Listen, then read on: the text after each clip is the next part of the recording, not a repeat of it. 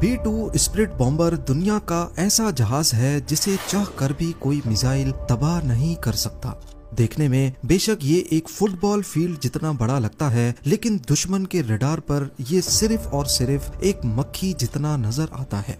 चाहे कितना ही complex radar network क्यों न हो, B-2 स्पिरिट बॉम्बर के लिए इसे चकमा देना बाएं हाथ का खेल है। 2 अरब डॉलर्स की लागत से तैयार किया गया ये आज तक बनाया गया दुनिया का सबसे महंगा जहाज है। दूसरे जेट्स के मुकाबले में न सिर्फ खामोश बल्कि ये हीट सीकिंग मिसाइल्स के साथ साथ इंफ्रारेड गाइडेड मिसाइल्स को भी आसानी से धोखा दे सकता है। एक ऐसा जहाज जो चाहे तो दुनिया का नक्शा ही बदल सकता है। पर सोचने वाली बात यह है कि एक 52 मीटर चौड़ा जहाज आखिर रडार्स पर क्यों डिटेक्ट नहीं होता। इसमें ऐसी कौन सी साइंस है जिसे अमेरिका पिछले 37 ईयर से छुपा रहा है। ज़ेम टीवी की वीडियोस में एक बार फिर से खुशामदीद। नाजरीन, इस B-2 बॉम्बर को बनाने के पीछे एक ऐसा वाकया है जिसने दुनिया भर में अमेरिका का सर शर्म से झुका दिया था।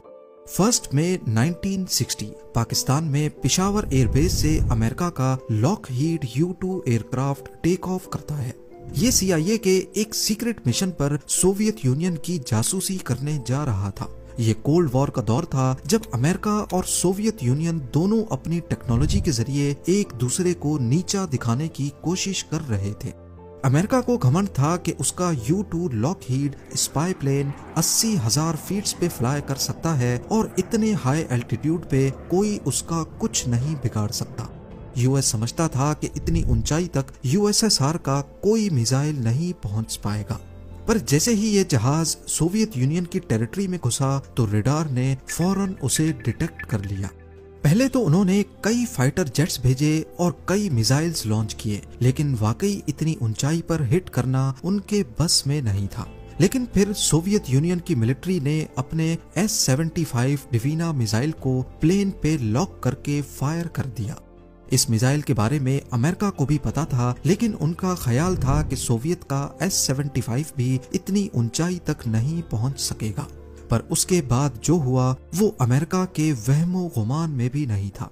S-75 ने 80,000 फीट पे उड़ते हुए U-2 लॉकहीड को इंतहाई परफेक्शन से हिट किया। प्लेन वहां के येकाटेरिनबर्ग नामी शहर के ऊपर गिरा और पायलट ने खुद को इजेक्ट कर लिया।